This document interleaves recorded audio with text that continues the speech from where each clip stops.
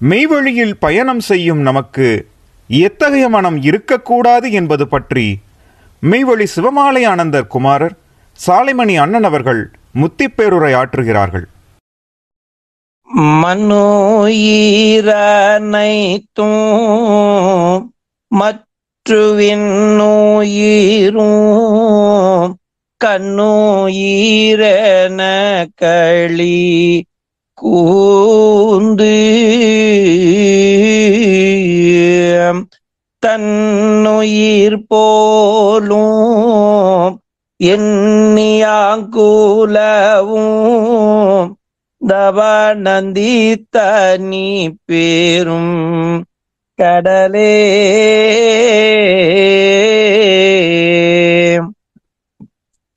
என்னுயிர் தன்னிறி கலந்தினீதி நீக்கும் என்னுயிர் தன்னிறி கலந்தினீதி நீக்கும் இருதயாசன தோளிரே கடலே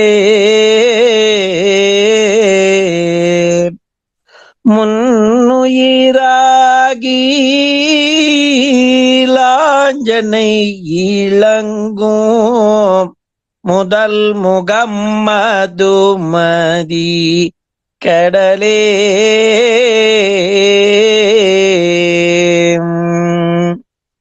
இன்று நம்முடைய கலியுக அவதாரமூர்த்தியாகிய நமது குலதெய்வம் பிரம்ம பிரகாச மெய்வழிச்சாலை ஆண்டவர்களின் அவருடைய அந்த செயல் நிரூபணையை அனந்தானந்தம் முன்வந்த பாரவான்கள் எல்லாம் தங்களுடைய நூட்கள்ல அருளி செய்துள்ளார்கள். அவருடைய அந்த செயல் வலிமை என்னங்கிறது அன்று அந்த என்ன சொல்றாங்க, அவங்க சொல்றாங்க என்ன குறி என்ன திடம் அப்படின்னு சொல்லுவாங்க. தங்களுடைய தீர்க்க தரிசனத்திலே நம் தெய்வம் அவர்களுடைய செயல் வல்லபத்தை அவர்கள் குறிப்பிட்டு வருகின்றார்கள். அதை மான்மியத்தில் நமக்கு ஒரு பகுதியாக அதை கொடுக்குகின்றார்கள். நாம் மான்மியத்தை படித்துவிட்டு அடுத்த பகுதிக்கு செல்வோம். இல்லையுள் கூத்தனை தென்பாண்டி நாட்டானு என்றும் பாண்டி நாடே பழம்பதி என்றும் தென்னாடுடைய சிவனே போற்றி எந்நாட்டவர்க்கும் இறைவா போற்றி என்றும் பவனம்பிரான் பனிமாமதி கண்ணி மின்னோர் வெறுபார் என்றும் பொருட்சார்பு குவியலில் திருச்சதகமை உணர்தலிலும் சிவபுராண செம்பொருள் சீரோட்டத்திடத்தும் ஊனி ஓடி வரும் காணிக்க நீதி மாணிக்க பிரானவர்கள் இயற்றியுள்ள கிரந்தத்திலே காண கிடக்கும் கண்ணேறு புத்து பன்னேறு வாடும் தன்னாறு தமிழ் தரும் தன்பாண்டி நாட்டானே என்றும் அப்பாண்டி நாடனு சிவலோகமாக்கும் வித்தகன் என்றும் மெய்ப்பொருட்கின் தோற்றமாய் நிலைபெறாமை என்றும் அத்தா சாராசைப்பட்டேன் எனவும் ஈட்டார் மதில் புடைசூழ் தென்னன் பெருந்துரையான் காட்டாதனவெல்லாம் காட்டி சிவம் காட்டி தாட்டாமரை காட்டி தன்கருணை தேங்காட்டி நாட்டார் நகை செய்ய நாம் மேலே விடைத ஆட்டான் கொண்டாண்டவா என்றும்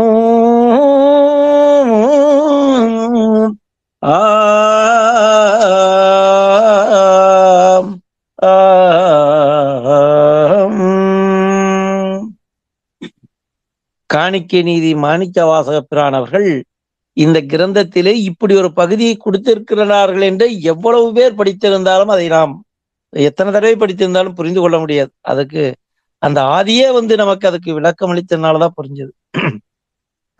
அதாவது என்ன சொல்றாங்க, பனிமாமதி கண்ணி அவர்களை மனம் முடித்ததும் தன்னை அண்டி வரும் பிள்ளைகளை சிவலோகமாக்கும் செயல் செய்து வருவதும், அதுவும் அனந்தாய் தேவகுல பெருமக்கள் எல்லாம் தங்கள் அந்த தெய்வம் காட்டின அந்த காட்சியை அந்த சிவநிலைக்கு போய் அடைந்திருப்பார்களே அந்த நிலையை காட்சியெல்லாம் எனக்கு அளித்த கருணை வேந்தே என்று அந்த அனந்தர்கள் ஆர்ப்பரித்து பாட, அந்த தீட்சையில சிவம் இருக்கும் இடத்தை காட்டி அந்த வீடு பேர் அடைய செய்து வருவதும் இன்னைக்கு இந்த மெய்வழிச்சாலையில இன்று செயல் நிரூபணையில பிரத்யட்சத்துல நடந்து கொண்டிருக்கிறது. அதற்கு சாட்சி அனந்தாதி தேவகுல பெருமக்கள் எல்லாம் இருக்குகின்றார்கள். அதாவது பாரவான்கள் எல்லாம் தங்கள் தவக்கண் கொண்டு பார்த்து எழுதியதல்லவா நமக்கு அனுபவ சாட்சியாக இன்று கிடைத்திருக்கிறது என்றால் அது நாம் எப்பேற்பட்ட பாக்கியவான்கள், நமக்கு எப்பேற்பட்ட ஒரு வாய்ப்பு இந்த வசந்த காலத்தில் நாம் இருக்கிறோம் என்பது நாம் கொடுத்து வைத்தவர்கள். அனந்தர்குல பெருமக்கள் தூள வாழ்க்கையை விட ஜீவ வாழ்க்கைக்கு எதனால் முன்னுரிமை கொடுத்து வாழ்ந்தார்கள் என்பது பற்றி பகிர்ந்து கொள்கிறார்கள். இன்னைக்கு ஒரு பகுதியை பார்க்க இருக்கிறோம். இரண்டாவதாக, அதாவது அனந்தாதி தேவகுல பெருமக்கள் நம் தெய்வம் அவர்களால் ஆட்கொள்ளப்பட்டவுடன் முன்பிருந்த வாழ்க்கையை எப்படி மாற்றிக்கொண்டார்கள், உடனடியாக தெய்வத்திடம் சரணடைந்து தெய்வத்தோடு ஒட்டி பழக ஆரம்பித்து விட்டார்கள் அப்படின்னு இன்னைக்கு அந்த பகுதியை பார்க்கிறோம். பாட்டையா அவர்களை சந்தித்த உடனே அவர்கள் மனோவாக்குல தயாரா இருந்தாங்க. எல்லாம் விட்டுட்டு அப்படியே குடும்பம் விட்டு விட்டோம் என்ற எண்ணத்தையும் விட்டுட்டு அப்படியே புறப்பட்டு போனதுக்கும் இன்னைக்கு நம்மை ஆட்கொள்ள வரும் பொழுது அனந்தாதி தேவகுல பெருமக்களை நாம் நினைத்து பார்த்தோமே ஆனால் அன்று அந்த காலகட்டத்தில், இன்று கேள்விப்பட்டு இன்னைக்கு நாம் போறது என்பதை விட அன்று இந்த கானகத்துக்கு எல்லாம் விட்டுட்டு சிறு வயதுல வந்தவர்கள் இல்லையா, தன்னுடைய சொத்துக்களை எல்லாம் அப்படியே தூக்கி எறிந்து விட்டு வந்தவர்கள் எத்தனையோ அனந்தாதி தேவகுல பெருமக்கள் இருக்குகின்றார். அதுல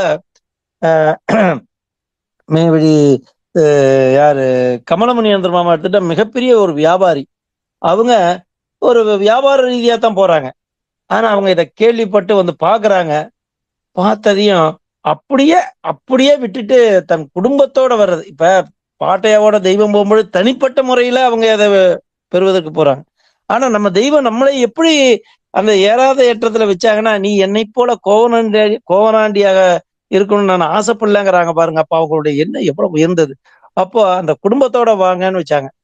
அந்த குடும்பத்தோட வர்றதுங்கிறது சாதாரணமான விஷயம் அல்லங்க. இப்ப இன்னைக்கு வர்றதுங்கிறத விட அன்னைக்கு இந்த ஆரம்ப காலகட்டத்துல எல்லாம் விட்டு இந்த கானகத்தை நோக்கி காட்டுக்குள்ள என்ன இருக்கும் எல்லாம் விட்டு விட்டு வர்றார்கள் என்றார்.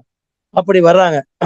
அப்படி கமலமணி மாமா வர்றாங்க. அதே மாதிரி பாத்தீங்கன்னா மெய்வழி செந்தில்மணி மாமா தன்னுடைய சிறு வயதுல ஆசிரியர் வேலை கிடைச்சு தெய்வத்தை அந்த இன்னொரு 18-20 வயசுக்குள்ளதான் இருக்கும் அவங்களுக்கு.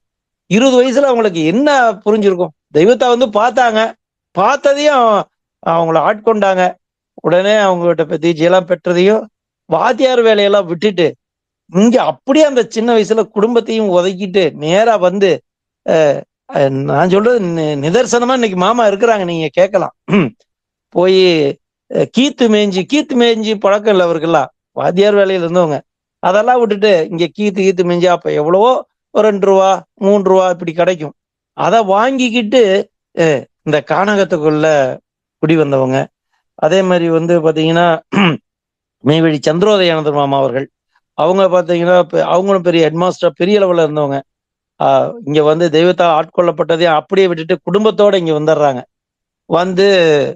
இங்க தங்கி இங்கேயே தெய்வத்துக்கு ஊழியம் செய்து கொண்டு இப்படியே இருந்து விட்டார்கள். எனது தகப்பனாரும் அதை போலதான். அவரு காரியமே எல்லாரும் ஒரு மாதிரி எங்க அப்பா வேற சூழ்நிலையில இருந்தாலும் தெய்வம் சொன்ன அந்த ஒரு வார்த்தைக்காக அந்த சொத்துக்களை அப்படியே தூக்கி எறிந்து விட்டு ஒரே வார்த்தை தான் தெய்வம் சொன்னாங்க, டே நீ போய் அதெல்லாம் விட்டுட்டு நீங்க வந்துடுறா அப்படின்னாங்க. உத்தரவு தெய்வமேனு போனார். போனதே அப்படியே விட்டுட்டு அப்படியே சொல்லிட்டு அப்படியே வந்துட்டாங்க. சும்மா ஒரு லாரியில இருக்கிற ஜாமான் தான். இன்னைக்கு எடுத்து பாத்தீங்கன்னா அங்க எல்லாம் குமிஞ்சி கிடந்த பூரா என் சொந்த பந்தத்தை எல்லாம் எடுத்துட்டு போய் சொல்லிட்டாங்க. அதுபோல இன்னைக்கு அந்த அனந்தாதி தேவகுல பெருமக்கள் எல்லாம் இப்படி எண்ணற்ற பேர், நான் ஒருத்தர் 2 பேரை சொல்றதுக்காக சொல்றேன். அந்த தூல வாழ்க்கையை அவங்க சுகத்தையெல்லாம் திறந்து இந்த ஜீவ வாழ்க்கைக்கு முக்கியத்துவம் கொடுத்தது குடும்பத்தோட இந்த கானகத்துல குடி வந்திருக்காங்கன்னா அதுக்கு காரணம் நம்முடைய தெய்வம் அவருடைய அந்த கனித்தற்கரிய மாட்சிமையை அறிந்து கொண்டதனால்தான். கனித்தற்கரிய அப்படின்றார்கள். அவருடைய செயலை நாம் அளவிட முடியாது என்று மெய்வழி கைலையானந்தர் மாமா அவர்கள் குறிப்பிடுவார்கள். அவங்களும் மிகப்பெரிய லாயர். திருச்சியில வெள்ளக்காரன் மில்ல அவங்களுக்கு வந்து தாதா சாஹிப் விருது பெற்றவர். அந்த இதுல போயிருக்கலாம். ஒரு தீக்காவுல மிக இதா இருந்தவர். எல்லாம் விட்டுட்டு தெய்வத்தை அண்டி இங்க வந்த மக்கள். அப்போ அப்படின்னா அந்த அனந்தாய் தேவகுல பெருமக்கள் பார்த்தது எப்படின்னு சொன்னா அதை அளவிட முடியாது. அவருடைய செயலை நாம் அறிவு கொண்டு அதை அளவிட முடியாது என்று குறிப்பிடுவார்கள். அதுபோல கணித்தற்கரிய மாட்சிமையை அறிந்து கொண்டதால் தான் இன்னார் அவர்கள் வந்தவர்கள் இன்னார் என்று தெரிந்ததையும் இந்த உலக வாழ்க்கை, இந்த தூர வாழ்க்கையில அவர்களுக்கு ஒரு பெரிதாக தெரியாம அப்படியே விட்டு விட்டு இந்த கானகத்தை நோக்கி குடும்பத்தோடு வந்து விடுகின்றார்கள். அதாவது குடும்பத்தோடுங்கிறது நான் ஏன் பர்டிகுலரா சொல்றேன்னு சொன்னா, தனிப்பட்ட ஒரு நபர் எல்லாம் விட்டுட்டு வர்றது, கல்யாணம் ஆகாத வர்றவங்க எல்லாம் வேற. மனைவியும் குழந்தைகளும் அதை ஏற்றுக்கொண்டு இந்த கானகத்திலே அந்த காலகட்டத்திலே வந்து குடியேறி இருப்பார்களானால் அவர்கள் எதை பார்த்தார்கள் என்றால் அந்த கணித்தற்கரிய நாம் அறிவு கொண்டு எட்டப்படாத அந்த பரம்பொருளை பரம்பொருளாக கண்டதுக்கு அப்புறம் இதையெல்லாம் விட்டுட்டு அவங்க வந்து இருக்கிறாங்க, இங்க வந்து குடியேறிடுறாங்க. அத நமக்கு அமுதகலை ஞான போதத்துல ஒரு பாடல் எல்லாம் சொல்லி வர்றாங்க. எப்படின்னா, காட்சியெல்லாம் எனக்களித்த கருணை வேந்தே, காட்சியெல்லாம் எனக்களித்த கருணை வேந்தே, கவனரச குலிகையரே, கணிக்கொணாதமாட்சிமயாம் கணிக்கொணாதமாட்சிமயாம் இந்நாளும் மாநிலத்தில் மானிடச் சட்டை தாங்கி வந்திங்கி என்னை மாட்சிமயாம் கணிக்கொணாதமாட்சிமயாம். அது கணிக்க முடியாததுன்ட்டாங்க பாருங்க. கணிக்கொணாதமாட்சிமயாம் இந்நாளின் மாநிலத்தில் மானிடச் சட்டை தாங்கி வந்திங்கென்னை பேச்சழினாவனை என்னை அமுதனாவோனாக்கி பெருங்கபத்தை அறுத்தெறிந்த பிரணவோனே, பிரணவனே உமக்கு நான் ஏது செய்வேன், பிரணவனே உமக்கு நான் ஏது செய்வேன், புழுத்தரையன் என்னை வைரத்தலையனாக்கி இருத்தி வைத்த பெரும் முதல் மாமுனியே தேவே. நம் தெய்வம் அவருடைய அந்த மாட்சிமைக்கு இவ்வுலகத்தில் எதுவும் ஈடு இல்லை என்பதை உணர்ந்ததால் தான் அல்லவா அவங்க அந்த தூல வாழ்க்கையை விட ஜீவ வாழ்க்கைக்கு முன்னுரிமை அனந்தர் பெருமக்கள் கொடுக்க முடிந்தது.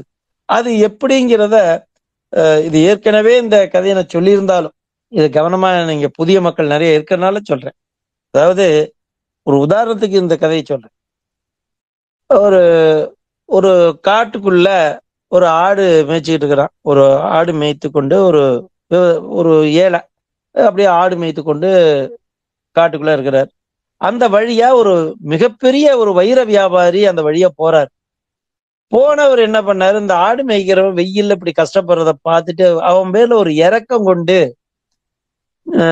அவன் பேர்ல ரொம்ப இவரோ பெரிய கோடீஸ்வரர் இருந்தாலும் ஒரு இரக்கம் கொண்டு அவனுக்கு ஏதாவது நம்ம கொடுத்துட்டு போகணும் அப்படின்னு நினைச்சுக்கிட்டு வந்து சும்மா கொடுத்தா அவன் ஒத்துக்க மாட்டான்னு சொல்லி, தம்பி எனக்கு ஒரு ஆடு கொடு அப்படி, என்ன விலை போகும், அவர் ஒரு விலையை சொல்றாரு. அவருக்கு இவர் என்ன பண்றாரு, மிகப்பெரிய ஒரு வைரத்தை எடுத்து அவன் கையில கொடுத்து, அப்பா இந்த வைரத்தை இதை வச்சுக்க, எனக்கு ஒரு ஆடு கொடுங்கிறார். அவன் அறிவுக்கு என்ன படும் தெரியாது. அவன் என்ன நினைக்கிறான், நம்மளை இந்த ஒரு கல்லை கொடுத்து மினுமினுன்னு இருக்குது, இந்த கல்லை கொடுத்துட்டு நம்மளை ஆட்டை வாங்கிக்கிட்டு ஏமாத்த பாக்குறாருன்னு நினைக்கிறான். உடனே அவர் சொல்றாரு, அப்பா இங்க ஏதாவது உங்க ஊர்ல நகைக்கடை இருந்துன்னா அதுல கொண்டு போய் இதை கொடு, நீ நினைக்கிறத விட அதிகமான விலை உனக்கு கிடைக்கும் அப்படின்னு சொல்றாரு. உடனே அவன் அந்த கல்லை எடுத்துட்டு நகைக்கடைக்கு போறான். கொண்டு போய் கொடுத்தா நகைக்கடைக்காரர் பாக்குறாரு, ஆமா வைரமாட்டம் தான் இருக்கு, இது நல்லா இருக்கே அப்படின்ட்டு அவன் கையில ஒரு 1000 ரூபாயை கொடுத்துட்டு வாங்கிக்கிறார். இவனுக்கு ஒரே சந்தோஷம். 1000 ரூபாய் ஒரு ஆட்டுக்கு 1000 ரூபாய் கிடைக்குது இல்லையா. அவன் உடனே ஒரு அப்பனா அவர் கொண்டு வந்து அவர் கொடுத்தது உண்மையாத்தான் இருக்க மாட்டிருக்கு, நம்ம என்னமோ கல்லுன்னு நினைச்சோம், ஒரு மினுமினு இருக்குன்னு நினைச்சோம். அது யார் அதை பற்றி தெரிந்தவர்கிட்ட போனதையும் அதனுடைய விலை கூடுது. உடனே அவர் என்ன பண்றாரு, 1000 ரூபாய். உடனே அவரு என்ன பண்றாரு, இது வைரம் பார்த்தா நல்லா இருக்கு, இதை கொண்டு போய் நம்ம சென்னையில கொடுத்தோம்னா இதை விட அதிகமான விலை கிடைக்கும்னு சொல்லி சென்னைக்கிட்ட போய் அங்க ஒரு வியாபாரியை பார்த்து, பெரிய வியாபாரியை பார்த்து கொடுக்குறாரு. அவரு இது பார்த்ததே அவரு பார்த்துட்டு, ஆஹா நல்லா இருக்கே, ரொம்ப நம்ம எத்தனையோ வைரம் பார்த்துருக்கோம், ஆனா அது மாதிரி இல்லையே, இது கொஞ்சம் நல்லா இருக்கே அப்படின்னு சொல்லிட்டு அவங்க கையில ஒரு 50,000 ரூபாயை கொடுத்துட்டு, பெரிய தொகையா கொடுத்துட்டு இந்த கல்லை வாங்குற. இவனுக்கு ஒரே சந்தோஷம், அட்டே அப்பா இவ்வளவு நம்ம நினைச்சு கூட பார்க்கல, இவ்வளோ அந்த கல்லுக்கு மதிப்பு இருக்கு அப்படின்னு நினைச்சிட்டு இவன் வந்தான். அவரு என்ன பண்றாரு, பாம்பே மார்க்கெட்டுக்கு கொண்டு போறாரு. பாம்பே மார்க்கெட்ல கொண்டு போய் கொடுத்தா அவன் பார்த்துட்டு, ஆஹா இது ரொம்ப அற்புதமா இருக்குது, இது லட்சக்கணக்கா போகுமே அப்படின்னு பார்த்துட்டு வந்த வியாபாரிக்கு 1,00,000 ரூபாயை கொடுத்துட்டு அந்த வைரத்தை வாங்கிக்கிறார். இவனுக்கு அந்த அளவுக்கு தான் மதிப்பிடுறான். உடனே அதை வாங்கிட்டு வந்தான். உடனே பாம்பே வியாபாரி என்ன பண்றாரு, உலக மார்க்கெட்டுக்கு இதை கொண்டு போனோம்னா இது பெரிய லெவல்ல போகுமே அப்படின்ட்டு உலக மார்க்கெட்ல கொண்டு போய் பாக்குறாரு. அங்க ஒரு மிகப்பெரிய ஒரு வைர வியாபாரி, வேர்ல்டுல மிகப்பெரிய ஒரு வைர வியாபாரி அதை பாக்குறாரு. அவங்க எப்படி தங்கத்தை உரசி பார்த்து தெரிஞ்சுக்கிறோமோ அது போல வைரத்தை இப்படி பார்த்ததுன்னு தெரிஞ்சுக்கிற அளவுக்கு நாலேஜ் உள்ளவங்க அப்படின்னு பாக்குறாரு. அவருக்கு ஒரே அதிர்ச்சி, இது எப்படி இவங்க கிட்ட கிடைச்சது, இது எவ்வளவுப்பா அப்படிங்கிறாரு. அவருக்கு ஒரு சொற்ப அந்த தொகையை சொல்றாரு, ஒரு 2 லட்சம் போவோம், 5 லட்சம் போவோம், இது மாதிரி சொல்றாரு. சரின்னு சொல்லிட்டு அதை வாங்கிக்கிறாரு. அந்த வியாபாரிக்கு அது எப்படி தெரியுதுன்னு பாக்குறாரு, அது கோகினூர் வைரம், இந்த உலகத்திலேயே கிடைக்காத ஒரு பெரிய வைரம் இது. ஆஹா அது கிடைச்சது அவருக்கு எப்படி இருக்கும் சந்தோஷம், தான் ஒரு பெரிய மிகப்பெரிய கோடீஸ்வரன் நினைக்கிறார். இது இனி எத்தனை கோடி கொடுத்தாலும் இந்த கோகினூர் வைரத்தை நம்ம பெற முடியாது, இவ்வளோ கோடிக்கணக்கா போகக்கூடிய ஒரு வைரத்தை தான் பெற்றுட்டோம்னு சொல்லி மகிழ்ச்சி அடைகிறார்.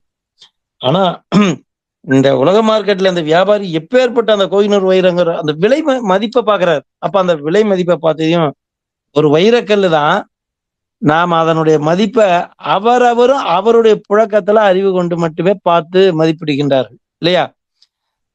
எங்கும் கிடைக்காத வைரம் இது, இதை என்ன சொல்றது, விலையே கிடையாது அப்படின்னு ஒரு முடிவுக்கு வந்தது.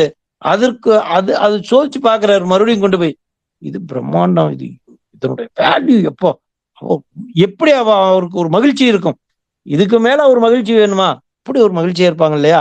அது போலத்தான் இன்னைக்கு நாம இப்ப இந்த மெய்வழிக்கு வந்ததே முதல்ல வேத நூல் வாங்கணும் இல்லையா.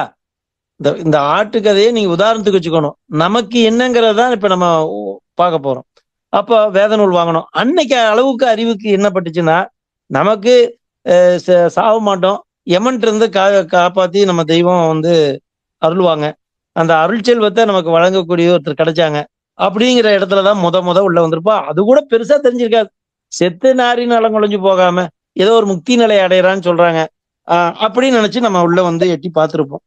அப்புறம் வேத நூல்லாம் வாங்கி கொஞ்ச நாள் அந்த வேதத்துல புழக்காட்டானதையும், இவங்கதான் ஆதி சிவம், இந்த உலகத்துக்கு வந்த ஆதி சிவம் இவங்கதான்னு அந்த வேதங்களை படிக்க படிக்க நம்மளுடைய உணர்வானது மேலோட்டமாக கொண்டு வரும். அப்படி தொடர்ந்து அப்படி சும்மா சாதாரணமா பார்க்க முடியாது, தொடர்ந்திருந்து அந்த தெய்வ நடைமுறைகளை இருந்தோம்னா நாமளும் அந்த கணிக்கொணாத அந்த பெரும்பொருளே இந்த உலகத்துல மானிட சட்டை தாங்கி நம்மை ரட்சிக்க வந்திருக்கின்றார்கள்ங்கிறத நம்ம அறிஞ்சுக்கலாம். சாதாரணமா வரல, அவங்க வந்தவங்க யாரு, கணிக்கொணாத மாட்சிமை புரிந்தவர்கள், நமக்கு அந்த பரம்பொருளே நமக்கு தெய்வமா கிடைச்சிருக்காங்கன்னு நமக்கு அதுல தொடர்ந்திருந்து நோக்குங்கால் நாங்க இல்லையா. தொடர்ந்திருந்து நோக்குங்கால் அவர் நாமும் தொல்புவியும் வானுங்கொள்ளா, அதுக்கு அளவே கிடையாது. அப்பேற்பட்ட பரம்பொருள்னு எப்ப தெரிஞ்சுக்குவோம், தொடர்ந்து இருந்தா நாம தெரிஞ்சுக்கிறோம். அந்த அறிஞ்சுக்கிறது மட்டுமல்ல, அப்பத்தான் நாம செயலளவுல இந்த தூல வாழ்க்கையை துச்சமா எடுத்து அந்த ஜீவ வாழ்வைக்கு நாம் அதை நோக்கி நாம செல்ல முடியும். அந்த ஜீவ வாழ்க்கைக்குன்னு நமக்கு அதுக்குன்னு நம்ம ஒரு பாடுபடுவோம். அது வரைக்கும் நமக்கு தெரியாது. இப்ப அடந்தாய் தேவ உலக பெருமக்கள் எல்லாம் தாங்கள் இங்க வந்தாங்க, பார்த்தாங்க, அதுக்கப்புறம் அது வந்தது பரம்பொருள்னு தெரிஞ்சது எல்லாம் இந்த உலக வாழ்க்கையை அவங்க பொருட்படுத்திக்கல, இந்த வாழ்க்கைக்கு வந்துட்டாங்க. அதுபோல நாமும் அந்த ஒரு வாழ்க்கையை தேர்ந்தெடுக்க நாம் வரணும்னா, இந்த தூள வாழ்க்கையை எப்ப நம்ம துச்சமானோம்னா, இதுல தொடர்ந்து நோக்கி அவங்க அந்த பரம்பொருளுடைய அந்த செயல்பாட வேதங்கள் மூலமாக அவங்களுடைய நாமம், அவங்களுடைய வாக்கு தானே நம்மளை இப்படி இந்த அளவுக்கு கொண்டு மாத்துது நம்மளைய அப்படிங்கிறத நீ ஒவ்வொரு பகுதியே இப்ப நம்ம அதை பார்த்து வர போறோம். அதாவது அனந்தர் பெருமக்களுக்கு வந்த அந்த எக்களிப்பு நமக்கு வரணும் இல்லையா? அவங்க தானே காட்சியெல்லாம் எனக்கு அளித்த கருணை வேந்தே அப்படின்னு கதறி பாடுற அளவுக்கு இருக்காங்கன்னா, நமக்கும் எப்படி அப்படின்னா, அந்த கணிக்குணாத மாட்சிமையாம் மாநிலத்தில் மானிட சட்டை தாங்கி வந்து இங்கு என்னை பேச்சடி நாவன் என்னை, நான் எதையோ பேசிக்கிட்டு என்னென்னமோ கண்டதை பேசி நான் வீணா போயிருப்பேனே, அப்படி வீணா போக இருந்த என்னை இன்று அந்த வேதனாவாக அந்த அமுத நாபவனாக இன்னைக்கு என்னை மாத்தி பெருங்கபத்தை அறுத்தறிந்து, பெருங்கபம்னா கடைசியில வரக்கூடியது அதுதானே, தெய்வம் சொல்லுவாங்க இல்லையா, திடீர் புடீர் தூக்கி போட்டு சின்ன பின்ன மாக்கி அவன் சாகும் பொழுது அந்த அந்த கபம் கட்டிடுதே, அந்த பெருங்கபம்ங்கிறாங்க. அத பெருங்கபத்தை அறுத்தறிந்த பிரணவம், அப்படி ஒண்ணு செயலே நமக்கு இல்லாத அளவுக்கு அறுத்தறிஞ்சிடறாங்களே. பிரணவனே உமக்கு நான் ஏது செய்வேன் அப்படின்னு நாம என்னைக்கு சரணாகதி வருதோ அப்பதான் அந்த இறைவனுடைய அந்த பரம்பொருளுடைய அந்த மாட்சிமையை நம்ம தெரிஞ்சுக்க முடியும். நமக்கு எப்படிப்பட்ட செயலாம் செய்து வைக்கிறாங்க நம்ம தெய்வம் அப்படின்னா, அழிநாப என்னவாக்குறாங்க, வேதனாவா ஆக்குறாங்க. கடைசியில வரக்கூடிய அந்த பெருங்கபத்தை அறுத்தெறிகின்றார்கள். யமனிடம் சிக்கி புழுத்தலையாக போகிருந்த நம்மை அந்த அழியாத வைரத்தலையாக ஆக்குகின்றார்கள் என்றால் அதற்கு நாம் என்ன கைமாறு செய்ய முடியும்? அழிஞ்சு போறதான், அதான் அழியாத ஒரு வைரத்தலையாக என்றும் நிலைத்திருக்கக்கூடிய அப்படின்னா என்ன அவங்களுடைய அந்த செயல்? பிரணவனை உமக்கு நான் ஏது செய்வேன். இப்பேற்பட்ட அந்த கருணை கடலோனுக்கு நாம என்ன கைமாறு செய்ய முடியும்? ஆனா நாம செய்ய வேண்டிய கைமாறு என்னங்கிறத கடைசியா நான் சொல்லக்கூடிய வாக்கியத்துல உங்களுக்கு நான் அந்த பகுதியை நான் சொல்றேன். என்ன நம்ம கைமாறு செஞ்சா தெய்வத்துக்கு பிடிக்கும் அப்படிங்கிறத கடைசியா ஒரு பகுதியை நாம் பார்க்கிறோம். அடுத்தது மூணாவதாக நம்ம ஒரு பகுதியை பார்த்துட்டு தொடர்ந்து அதை நாம் பார்த்து மெய்வழியில் நமக்கு இருக்கக்கூடாத மனம் பற்றி பகிர்ந்து கொள்கிறார்கள். அதாவது மனம், இது நாம் ஏற்கனவே நாம் போன இதுலயே நம்ம பார்த்தோம். அந்த அருங்கோடையா இருக்கக்கூடிய மனம் மூவாசை கொண்டது இல்லையா? அப்படி இருந்தா தான் அந்த சிவநீதி மழையாக கொட்டினாலும் பாலைவனத்துல எப்படி மழைநீர் உடனடியாக உறிஞ்சிருமோ அதுபோல பலன் தராது போய்விடுங்கிறதையும் நம்ம பார்த்தோம். ஒரு பாலைவனத்துல மழைநீர் கொட்டினாலும் அது உறிஞ்சிரும் இல்லையா? அது போல இந்த அருங்கோடையில இருக்கக்கூடிய இந்த மனம் மூவாசை கொண்டது. அதுக்கு கொண்டதற்கு மேல அந்த சிவநிதியை பொழிஞ்சாலும் அது காணாம போயிடும் இல்லையா? அதுக்கு அந்த மனம் அப்படின்னு ஒரு நம்ம போன இதுல நம்ம பார்த்தோம். ஆனா இன்னொரு மனம் இருக்குன்னு தெய்வம் சொல்றாங்க.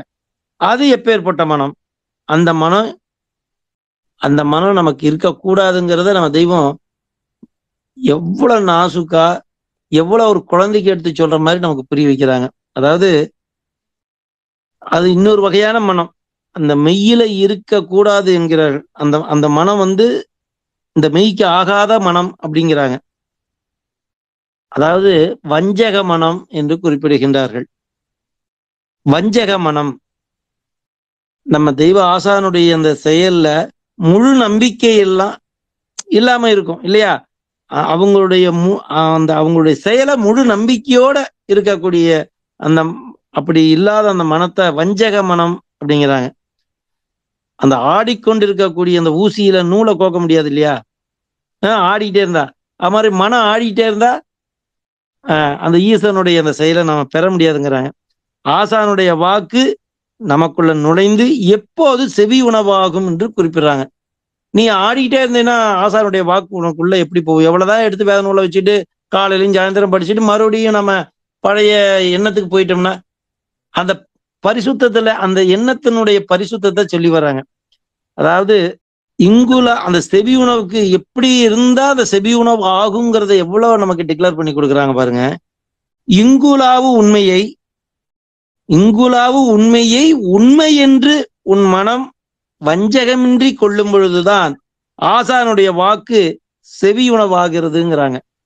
இங்குலாவு உண்மையை உண்மை என்று உன் மனம் வஞ்சகமின்றி கொள்ளும் போது ஆசானின் வாக்கு செவி உணவாகிறது. கொஞ்சம் சலனப்பட்டினாலும் போச்சு அப்படிங்கிறாங்க தெய்வம். அதுக்கு எவ்வளவு உதாரணம் கொடுத்து நமக்கு ஒவ்வொரு பகுதியை சொல்லி வர்றாங்க பாருங்களேன்.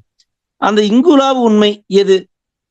இங்குலாவு உண்மை எது? இந்த மெய்வழியில் இருக்கக்கூடிய அந்த உண்மை எது அப்படின்னா, அந்த ஆதிசிவமே அவதரித்து வந்துள்ளார்கள் என்பதை சந்தேகமற நம்ப வேண்டும்.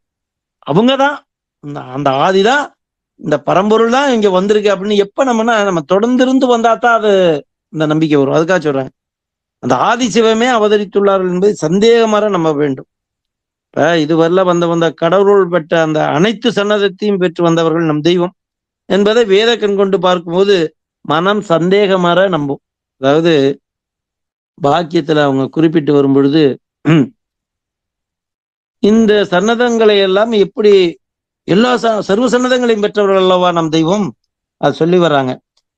வேல் தாங்கி வந்த கடம்பவனக்காலையாகிய சுப்பிரமணியர், சபேசரராகிய நடராஜ பிரான், நீலமேக சியாமலவராகிய கீதாச்சாரியர் ஆகிய மூவரும் ஒரே உருவத்தில் இங்கே வந்திருக்கின்றார்கள் என்றால் நம்புவார்களா?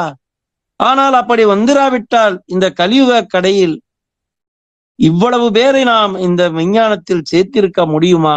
முடியாது அப்படிங்கிற அந்த கடம்பவன காலை அவங்க 3 பேரும் ஒன்னா சேர்ந்தோன்னா அவங்களுடைய செயல், அவங்களுடைய அந்த வல்லபம் எல்லாம் தனக்கு எல்லாம் சேர்ந்து பெற்று வர்றாங்கிறதுக்கு உதாரணம் தான் அந்த சன்னதம். அதாவது கடம்பவன காளையாகிய சுப்பிரமணியர் வேலுங்கிற சன்னதம் பெறாங்க. நடராஜ பிரான் சூலம், துடி, உடுக்கை அதை வச்சிருக்கிறாங்க. கிருஷ்ண பரமாத்மாவோ பஞ்சாயுதம் கொண்டு வர்றாங்க.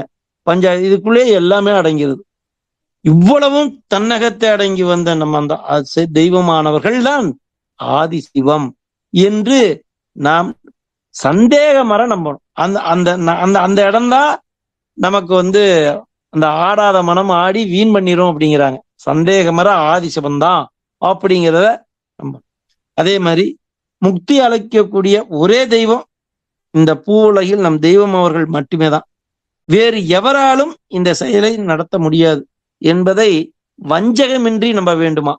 அது எதெல்லாம் ஏன் வஞ்சகமின்றி நம்ப வேண்டும்? வஞ்சகமின்றினா எந்த இடத்துலயும் நம்மளை மாத்திரும். இது நடக்குமா, இது கிடைக்குமா, சரி என்னமோ நம்ம நம்பி போறோம், அப்படி ஆஸ்லேஷனா நிக்கக்கூடிய மக்கள் இதுல நிக்க முடியாது. அதனாலதான் சந்தேகமர். அதனாலதான் தெய்வம் கொங்கத்தனமா, கூமுட்டத்தனமா, யதார்த்தமா பிடிப்பாங்க. இந்த யதார்த்தம் ஒண்ணுதாங்க இதுல ஜெயமடையும். மற்றது இந்த வஞ்சகங்கிறது எங்க இருந்தாலும் கொஞ்சம் கொஞ்சம் எட்டி பார்த்துரும். அதுக்கு ஒரு துளி கூட நம்ம செவி சாய்ச்சிடக்கூடாது. அது சொல்லி வர்றாங்க. அதே மாதிரி மெய்வழியில நடக்கக்கூடிய அந்த சாகாக்கலையினுடைய அடையாளமே மோட்சத்தின் அடையாளம் என்பதில் முழு நம்பிக்கை கொள்ள வேண்டும். அதாவது இதுவரைக்கும் இப்ப நம்ம ஈரோடு மக்கள் யாரா இருந்தாலும் சரி, ஒருத்தர் கூட சாவுல 2 வகையினே தெரியாதே, இல்லைங்க எனக்கெல்லாம் ஏற்கனவே தெரியும் சொல்லக்கூடிய நபராவா நம்ம உள்ள வந்தோம். நினைச்சு பாருங்க, அந்த சாகாக்கலை ஒண்ணு இருக்குன்னு சொல்லி நம்ம ஜீவனுக்கு அந்த உயிர் கழிப்பு ஏற்றி இந்த வேதத்தை கொடுத்து நம்மளே அந்த அறிவாகார பொருளாக இன்னைக்கு வேதத்தை படிச்சு புரிஞ்சு ஒரு ஆனந்திக்கிற அளவுக்கு நம்ம கொண்டாந்துருக்காங்களே. அந்த சாகாக்கலை அடையாளமே என்னன்னே தெரியாம போயிருக்குமே. அதுதான் மோட்சத்தினுடைய அடையாளங்கிறத அது மேல நமக்கு முழு நம்பிக்கை இருக்கணும் அப்படிங்கிறாங்க. அதே மாதிரி நம்ம தெய்வம் அவர்கள் நம்மை ரட்சிக்கும் பொருட்டே மந்திரங்களையும் வேதங்களையும் வணக்கங்களையும் ஊரையும் உருவாக்கி உள்ளார்கள். அதுல சந்தேகமற நம்பணும்.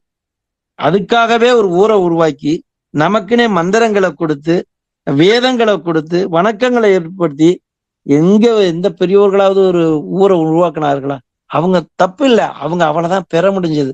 அவங்க பெற்றார்கள், அவங்க அந்த நிலையை அடைந்தார்கள். ஆனா இந்த பாட்டாளியானவங்க வந்தவங்க யாருன்னா நம் தலை செழிக்க வந்தவங்க. புழுத்தலையா போயிருவானே, தான் பெற்ற பிள்ளை அல்லவா.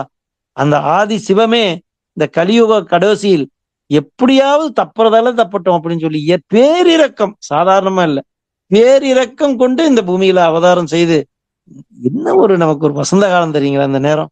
அப்படி அவங்க நம்மளைய பண்றத அத அவங்க கேட்கறது என்னன்னா, நீ சந்தேகமற நம்பணுங்கிறதெல்லாம் அவங்க எச்சரிக்கை நமக்கு கொடுத்து வர்றாங்க. அந்த ஆதியே நமக்குன்னு ஏற்படுத்தி தந்த இந்த மெய்ப்பாதை என்ன சிரேஷ்டமானதுங்கிறத தெய்வ நாமத்தை தெய்வமே அப்படிங்கிற உணர்வோடு நாம் அந்த மூல மந்திரத்தை முதல்ல ஒரு இதுக்காக சொல்லியிருப்போம். அப்புறம் அதே பழகிடக்கூடாது. அதுக்கப்புறம் உணர்ந்து மூலமந்திரத்தை சொல்லி பண்ணுவோம். அதை நாம் அவங்களுடைய நாமத்தினுடைய மகிமையை நம்ம, ஏன்னா அந்த பரிசுத்தமான அவருடைய நாமம் தான் நம்மளோட உயிரை காக்கும். சஞ்சீவிங்கிறத நமக்கு பாடல்ல குறிப்பிடுறாங்க. அவங்களுடைய நாமம் எப்பேற்பட்டது என்றால், நாமம் நிறைந்த வெண்டரள, நாமம் நிறைந்த வெண்டரள மார்க்க நாதரி அருட்பழுத்து ஓதும் சஞ்சீவி, அது தீமை கடந்த சஞ்சீவி, தீமை கடந்த சஞ்சீவி, என்னுள் தினமும் வந்துளம்போகும் ஒளிரும் சஞ்சீவி, நாமம் நிறைந்த வெண்டரள. வெண்டரள என்றால் முத்து. முத்துக்கு என்ன இன்னொன்னு என்றால் அந்த அந்த அந்த வெள்ளையானது என்னன்னா பரிசுத்தம். அவங்களுடைய நாமம் பரிசுத்தமானது. ஆனா நாமம் நிறைந்த வெண்டரள அந்த மார்க்க நாதரு அந்த அருளானது பழுத்து ஓதுது. சும்மா சாதாரணமா அந்த சஞ்சீவி நம்ம கொடுக்கலையா. அந்த அருள் நம்ம என்ன இதுக்காக இந்த நம் குலமக்கள் எல்லாம் இங்க வந்தோம், அந்த அருளை பெறதுக்கு தானே நம்ம இங்க வந்தோம். அது எப்படி இங்க இருக்கா, அது பூவாவோ பிஞ்சாவோ காயாவோ இல்லையா, அந்த அருள் பழுத்து நிக்குதான். நாமம் நிறைந்த வெண்டரள மார்கநாதரி அருட்பழுத்து ஓதும் சஞ்சீவி, அது எப்பேற்பட்ட சஞ்சீவி என்றால் அது தீமை கடந்த அது தீமைக்கெல்லாம் கடந்தது, இந்த தீமைக்கெல்லாம் கட்டுப்படாதது. அது தீமை கடந்த சஞ்சீவி, என்னுள். யாருக்கு என்னுள்னு சொல்லக்கூடிய இது இருக்குன்னா, தினம் தொடர்ந்தோரை தொடர்ந்து கொண்டவர்களுக்குத்தான் என்னுள் தினமும் உளம்பூகுந்தொளிரும் சஞ்சீவி. அது உளம் புகுறது மட்டுமல்ல, அது ஒளிரக்கூடியது. அந்த சஞ்சீவியானது அந்த நாதம், அவருடைய வாக்கு, அதுதான் நமக்கு அவங்களுடைய நாமம், அவங்களுடைய நாதம், இது எல்லாம் தான் நமக்கு அந்த செயலாக நமக்கு ஆக்கக்கூடிய வல்லமை பொருந்தியது. அதனால இதுல எல்லாம் நமக்கு நம்பிக்கை கொள்ள வேண்டும்.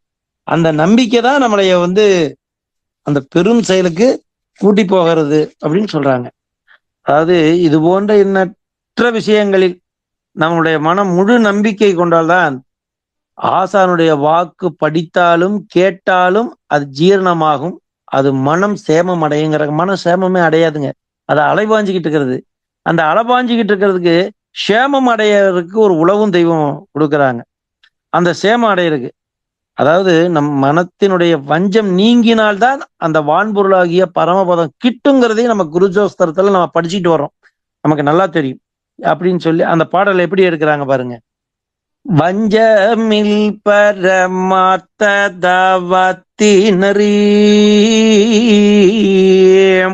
அஞ்சல் என்னும் மறை கீழ வல்லலன் பஞ்ச பாவம் பட உபதேசித்தாரியம்,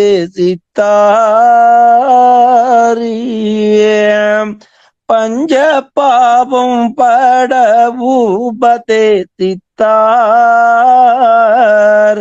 வஞ்ச நீங்க பும்பான் பொருள் ஆனதே. அந்த வஞ்ச நீங்கன்னா தான் அந்த வான்பொருள் நமக்கு கையில கிட்டுங்கிறாங்க. அந்த வஞ்ச மனம், இந்த வஞ்ச மனம் தான் எல்லா இடத்துலயும் பாத்தீங்கன்னா வேத நூல் படிப்போம், எல்லாமே ஓகே. ஆனா நம்முடைய மனம் என்ன பண்ணிடும், சாதாரண உலகாயுதமாகவும் பழைய எண்ணத்தோடும் ஒட்டி போயிடும். அங்க போகாம அந்த வஞ்ச மனம் என்ன பண்ணுதுன்னா இப்படியே, அதனாலதான் வஞ்ச புலன் சதிக்கும் கூட தெய்வம் சொல்லுவாங்க. இது எல்லாமே நம்மளை வஞ்சம்ங்கிறாங்க. இது இப்படி கொண்டு போயிடக்கூடாது. நான் அந்த யதார்த்தத்தை யதார்த்தமா இந்த உலகத்துக்கு கிடைச்சாங்க நமக்கு தெய்வம்.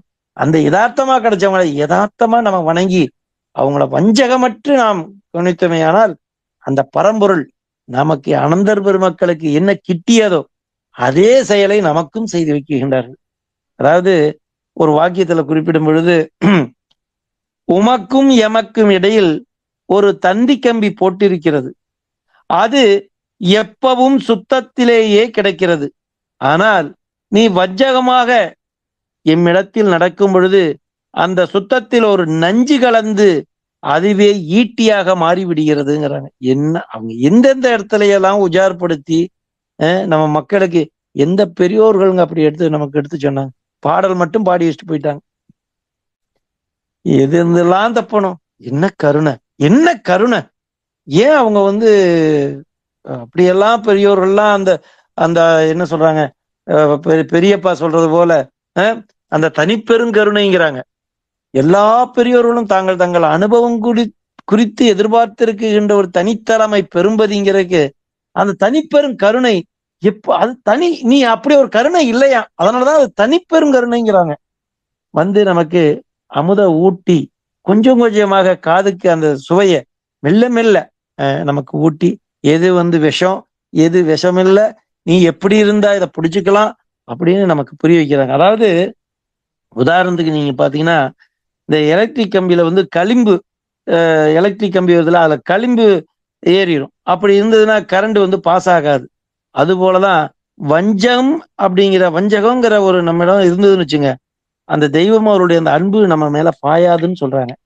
அது கொஞ்சம் கொஞ்சமா வந்துடும். அது அதனுடைய வேலை அது செய்யும். ஆனா நாம் என்று வேதத்தை ஓதி சுத்தமாக நாம் இதுல நடந்து வருவோமானால் வஞ்சம் நமக்கு நீங்குங்கிறாங்க. இந்த வஞ்ச மனத்துக்கு என்ன பண்ணும் தெரியுங்களா? முதல்ல சாதாரணமா தான் இது மெய்வழியில நடக்க ஆரம்பிக்கும். அப்புறம் தன்னறிவு வரும். அப்புறம் அடுத்தது என்ன பண்ணும், இல்ல இதை விட இன்னொன்னு இருக்கு, இதை விட அடுத்த படிக்கட்டு இருக்குன்னு போய் வஞ்ச மனம் நம்மளை கொண்டு போய் கீழே தள்ளிடும். அந்த மாதிரி இடத்துக்கு நான் போகாம, நமக்கு தான் தெய்வம் சொல்றாங்களே, ஏண்டா நான் ஏதாவது உனக்கு கடுமையானது கொடுத்துருந்தேன்னா நீ அதை பெருசா நினைச்சிருப்பியோ, உனக்கு நான் எளிமையா குடும்பத்தோட இருந்துக்கிட்டு நீயும் புள்ள குட்டி பேத்துக்கிட்டு சாப்பிட்டுக்கிட்டு தூங்கிக்கிட்டு நல்லா இருந்துக்கிட்டு இது 10/11 வச்சுன்னு சொன்னங்காட்டிக்கு இதை சாதாரணமா பாக்குறியான்னு கேக்குறாங்க இல்லையா? நம்ம அந்த வஞ்சம் அழகா கூட்டிட்டு போறது எப்படி கூட்டிட்டு போவோமா, அது சரிதான் அப்படி சொல்லியே கூட்டிட்டு போவோமா.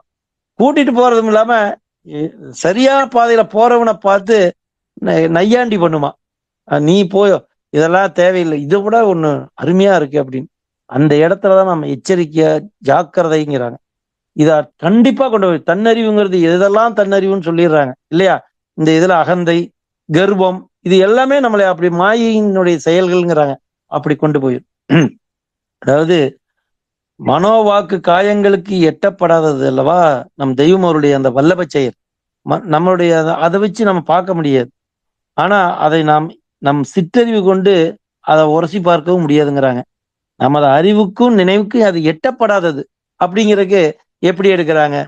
இந்த அறிவுக்கு நம்மளுடைய சிற்றறிவு வச்சு அந்த பேரறிவாக ரூபகருடைய செயலை போய் நாம் உரசி பார்க்க முடியாது. அது நமக்கு முடியவும் முடியாது, அது நமக்கு தேவையும் இல்லைங்கிறாங்க. கொடுத்துட்டு நீ வாயில போட்டுக்கிட்டு சாப்பிட்டுட்டு போவியா, அதை ஏன்டா அதுல என்ன கலந்துருக்குன்னு போய் செக் பண்ற அப்படிமா. அது ராமகிருஷ்ண பரமஹம்சர் மிக அழகா சொல்லுவாங்க, ஒரு மாமரத்துல மாம்பழம் இருக்கு, அதை எடுத்து நீ சாப்பிட்டுட்டு போவியா, அதை விட்டுட்டு அந்த மாம்பழம் எப்படி வந்தது, இது எப்படி மஞ்சளாக இருக்கு, இது எப்படி புளிப்பு கலந்துருக்கு, இது இந்த மரத்தினுடைய தாய் மரம் எது, இப்படி எல்லாமா நம்ம பாக்குறோம், கடைசி சாப்பிட்டு போறோம் இல்லையா? அது யதார்த்தமா இருக்கிறோம் இல்லையா? அந்த யதார்த்தம் இந்த மெய்யில இருக்கணுங்கிறாங்க. அதுதான் வஞ்சகமற்றது. நீ அதை ஆராய்ச்சி பண்ணி அது இப்படி இருக்கும், அது அப்படி வரும், என்னங்க தெய்வம் அறிஞ்சு அடைஞ்சாதான் உடல் தேவராகுன்னு சொல்லிட்டாங்க, அப்பனா நம்ம அறியணும் அல்லவா? இப்படி எல்லாம் கொண்டு போய் மனம் தள்ளி கொண்டு போயிடும். அந்த இடத்துக்கு எந்த இடத்துலயும் நம்ம கேப் கொடுக்கக்கூடாது.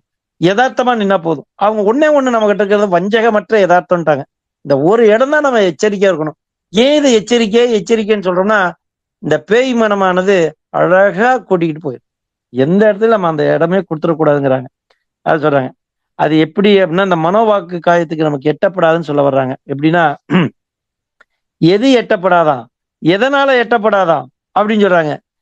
வாடை மன வாக்கின்னு கெட்டாத வந்த வல்லபத்தை, நம்மளுடைய மனம் வாக்கு காயத்துக்கு எட்டப்படாத அந்த வல்லபம் அல்லவா, அத இந்த வஞ்ச நெஞ்சாரி பாடுவதோ, இந்த வஞ்சமான எண்ணம் உடையவங்க அதை அறிஞ்சுக்க முடியுமா? எவ்வளவு அழகா எடுக்கிறாங்க பாருங்க. வாடை மன வாக்கின்னு கெட்டாத வந்த வல்லபத்தை, இந்த வஞ்ச நெஞ்சாரி பாடுவதோ. வஞ்ச மனம் எப்பொழுது சேமமடையும் என்பது பற்றி பகிர்ந்து கொள்கிறார்கள். அதனாலதான் வஞ்சகமான மனம் எப்பொழுது சேமமடைந்து எவ்வனத்திலாகி அந்த ஆசானுடைய வாக்குக்கு இணங்கி செயலில் வருங்கிறத நமக்கு வாக்கியம் திருமஞான குறள் 47வது வாக்கியத்துல அவங்க வெளியாக்கி வர்றாங்க. அதாவது இந்த சேமம் அடையிறது மனம், ஏன்னா மனதை சேமம் அடைய வைக்கவே முடியாது, அதுக்கு ஒரு உழவு கொடுக்குறாங்க பாருங்க. ஏன்னா கருணையாளன் கருணையாளன் அப்படின்னா எதுலையெல்லாம் தான் பிள்ளைங்க நின்று வரணும்னு, தான் குழந்தைங்க எதுலையும் மாட்டிடக்கூடாது அப்படின்னு ரொம்ப கவனமாக என்ன சொல்றாங்க, அந்த தாய்க்கு எப்படி தான் குழந்தை பேர்லயே கண் இருக்குமோ அதுபோல தெய்வத்துக்கு இதை நம்பி வந்துட்டானே, அவன் இதுல இருந்து விட்டு போயிடக்கூடாதே, தன்னறிவு கொண்டு போயிடுவானே, அது அது மனம் அப்படி பண்ணிரும். அந்த மனதுக்கு எதெல்லாம் நீங்க ஜாக்கிரதையா இருக்கணும்னு நமக்கு ஒவ்வொரு இடத்துலயும் ஜாக்கிரதை எச்சரிக்கையும் பண்ணி வர்றாங்க. அதாவது வாக்கியத்தில் குறிப்பிடும் பொழுது, மனம் சேமம் அடைவது என்பது அறிவுக்குள்ளாக நுழைந்து உன் ஆசானாகிய அறிவாகார ரூபகரை விழுங்கி விடுவதுங்கிறாங்க. அதாவது மனம் சேமம் அடைவது என்பது அறிவுக்குள்ளாகனா அந்த ஆசான், அவங்கதான் அறிவு, அந்த அறிவுக்குள்ளாக நுழைந்து உன் ஆசானாகிய அறிவாகார ரூபகரை விழுங்கி விடுவது. அவங்க சொல் நம்மது, அவங்களுடைய எண்ணம் நம்மது, அவங்களுடைய செயல் நம்மது. இதை தவிர நீங்க வேற எதுக்கும் போக தேவையில்லை, அதுதான் நம்மளுடைய வழி அப்படிங்கிறாங்க. சொல்லிட்டு அப்போது அந்த மனம் சந்தேகமற சேமம் அடைகிறது, சேமம் அடைந்து நிற்கிறதுங்கிறாங்க. எப்பன்னா அந்த அந்த அறிவாகார ரூபகரை விழுங்கி விடுவது, அவங்க சொல்தான் நம்மது அப்படிங்கிற இச்சை நமக்கு அதன்பால் நான் போக ஆரம்பிச்சிட்டாவே அந்த அறிவானது, அந்த மனமானது சேமம் அடைகிறது. இவ்வாறு அந்த அறிவாகார ரூபகரோடு ஏற்படும் சம்பந்தமானது உன் அகப்புற கருவிகளில் இருக்கும் தீங்குகளை எல்லாம் நீக்கி எப்படி இருக்கிறாங்க பாருங்க, சத்தியத்தில் ஏற்றி மனத்தை எவ்வனமாக்கி பிணங்கிடாது இணங்க செய்கிறது. அப்பா என்ன சொல்றாங்க பாருங்க, எப்படி அடுத்தது நடக்குங்கிறாங்க. நீ சந்தேகமற சேமம் அடைஞ்சதுக்கு அப்புறம் என்ன நமக்கு செயல் நடக்குதா, இவ்வாறு அந்த அறிவாகார ரூபகரோடு ஏற்படும் சம்பந்தமானது உன் அகப்புற கருவிகளில், அதாவது வெளியே கை இருக்கு கால் இருக்குது வெளிப்புற கருவி இல்லையா, அகப்புற கருவியை நம்ம ஏதாவது செய்ய முடியுமா, அது எப்படி எடுக்கிறாங்க பாருங்க, அந்த அகப்புற கருவியில் இருக்கும் தீங்குகளை எல்லாம் நீக்கிங்கிறாங்க. நமக்கு என்னையா என்ன தீங்குனாவே தெரியாத ஒரு பருவத்தில் இருக்கிறோம். அது தீங்க நன்மைதான் நினைச்சுக்கிட்டு போகக்கூடிய கலியுகத்தினுடைய உச்சத்தில் இருக்கிறோம். தீங்குதான் அது தெரியும், ஆனா தீங்க நமக்கு வந்துருச்சு இல்ல, அது தீங்குன்னு இல்ல, அது தவறு இல்லைன்னு நினைக்கக்கூடிய ஒரு கலியுகத்தினுடைய உச்சத்துல இருக்கிறோம். அதுக்கு அவங்க எப்படி என்ன பண்றாங்களா, நீ அப்படி அந்த ஆசானோட சேர்ந்துட்டீனா, அந்த அறிவாகார ரூபரோடு நுழைஞ்சு உன் ஆசானை அவங்கள விடுங்கிட்டீனா என்னெல்லாம் நடக்கணும், அந்த அகப்புற கருவியில் இருக்கக்கூடிய தீங்குகளை எல்லாம் நீக்கி சத்தியத்தில் ஏற்றி மனத்தை எவ்வனத்தில் ஆக்கி, எவ்வனம்னா எப்படி இந்த இளமையாக்கி பிணங்கிடாது இணங்க செய்கிறது அப்படின்னு சொல்லிட்டு இத்தேவ சம்பந்தத்தை ஏற்படுத்தும் செயலே இதுகாலம் இங்கு நடந்து கொண்டிருக்கிறது அப்படின்னு நமக்கு கொடுக்குறாங்க. ஆகவே இந்த மனம் சேமம் அடைகிறதுக்கு ஆசானுடைய வாக்கு மட்டும்தான் நம்மளுடைய சேமம் அடைய செய்யும். நம்முடைய எண்ணம் சொல் செயல் அத்தனையும் தெய்வத்தினுடைய எண்ணத்திற்கு நேராக இருக்கணும், அவ்வளவுதான். ஆசானினுடைய உத்தரவு செயலில் நடந்து வர வர மனம் அடங்குங்கிறாங்க. அப்படி மனம் அடங்குச்சுன்னா என்ன ஆகும், தெய்வம் அவர்களையே முழுமையாக நம்பி நடந்து அப்படி அவருடைய சொல் நம்மதுன்னு அவங்க அது பிரகாரமே நடந்து வருமானால் அந்த ரட்சிப்பு நமக்கு ஜீவ ரட்சிப்பானது நமக்கு நிச்சயம் கிட்டுங்கிறாங்க. இப்ப நம்ம அங்க பார்த்தோம், பிரணவனே உமக்கு நான் ஏது செய்வேன், கைமாறு என்ன நம்ம அவங்களுக்கு செய்ய முடியும் இல்லையா, அத என்ன பண்றாங்க இங்க கோடாயுதக்கூறுல வாக்கியத்துல 103 வெளியேக்குறாங்க. உன்னை போல தேகியாக பரத்தினுடைய லட்சணமாகிய சாகா கல்வி என்ற அந்த தெய்வீக கல்வியை கற்று தேர்ந்து அதோடு இகத்தின் லட்சணத்தையும் 2 மடங்கு கற்று வந்துள்ளவர்களே உனக்கு ஜீவ வழிபாடாகிய நேர்வழியை காட்டி சிவலோக பதவியை உன் தலையில் சூட்டுபவர்கள். அதற்கு கைமாறாக நீ ஒரு ராஜாங்கத்தையே அவர்களுக்கு காணிக்கையாக சமர்ப்பித்தாலும் என்ன செய்வேன்னு கேட்டுட்டோம். அதையும் அவங்களே அவங்க அந்த பாட்டை எழுதி கொடுத்து பிரணவனையும் உமக்கு நான் ஏது செய்வேங்கிறதே அவங்க எழுதி கொடுக்கல, நமக்கு என்ன கேட்க தெரியும். அதையும் எழுதி கொடுத்து அந்த ஈசன் அந்த கருணையாளன் என்ன பண்றாங்க, அது என்ன செய்யுங்கிறாங்க. நீ ஒரு ராஜாங்கத்தை கொடுத்தா அதுக்கு சரியாகுமா, அந்த ராஜாங்கத்தை அவளுக்கு காணிக்கையாக சமர்ப்பித்தாலும் அதுவும் அதற்கு பத்தாது. ஏன்னா அதுவும் அழியக்கூடியதுங்கிறாங்க. ஆனா அவர்கள் உன்னிடத்தில் எதிர்பார்ப்பது இது ஒண்ணுதாங்க. அவர்கள்வாள் உன் வஞ்சகமற்ற யதார்த்த ஒட்டுதலையே. இது ரொம்ப அண்டர்லைன் பண்ண வேண்டிய ஒரு வார்த்தை. வஞ்சகமற்ற, எதிரெல்லாம் நம்ம வஞ்சகம் வந்துடும். இந்த வஞ்சகத்திலிருந்து நம்ம எப்படி நின்னுக்கணுங்கிறக்கா சொல்றேன்.